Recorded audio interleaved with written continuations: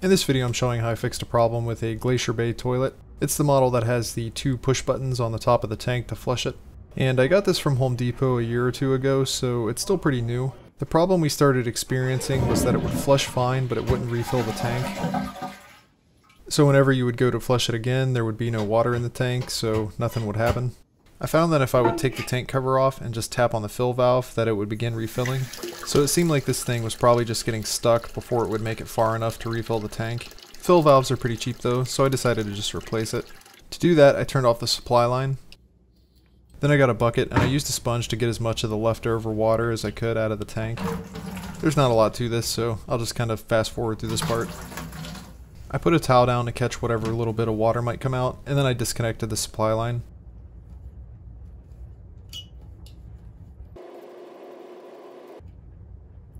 The plastic nut on the bottom of the toilet is supposed to be finger tightened, but I couldn't get it off with my bare hands, which is kind of weird since I'm the guy who put it on, so maybe these years haven't been kind to me.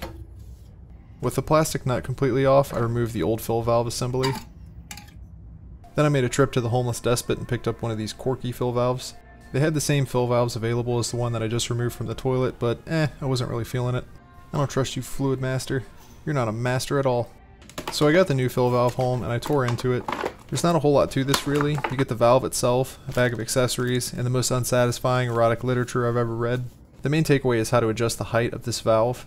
You twist the base of the valve and then extend it to the right height for your toilet, and then twist it again to lock it in place. So back to the toilet, the new valve will go in the tank just like this. And it has to be positioned so that the water level line is a ½ inch below the top of the overflow pipe. So at this point you'll just have to make adjustments until you get it right. I'm sure there's a more elegant way to do this, but I just used a tape measure until I got it good enough for government work. The next step is to thread the mounting nut on the bottom of the fill valve. This should only be hand tightened. I also reconnected the supply line while I was down there. This rubber tube also needs to be connected to the fill valve. It comes with this little pain in the butt metal clip that you just have to kind of mash into it. The metal clip snaps onto the overflow pipe, and then the other end of the tube goes to the fill valve. Mine was a little bit long, so I used a pair of scissors to trim it down some. And at this point the install is done, so I went ahead and turned the water back on. And the tank was refilling properly, and thankfully no leaks anywhere. You can adjust this knob to control how much water is sent to the bowl. Mine seemed fine with whatever setting it was on out of the box, so I just left it like that. I gave it a few test flushes, and everything seems fine with the new fill valve, so I'm calling it fixed. In the end, it's nothing too crazy, just a fill valve replacement, but I thought I'd go ahead and make a video about it since the problem presented itself in kind of a weird way.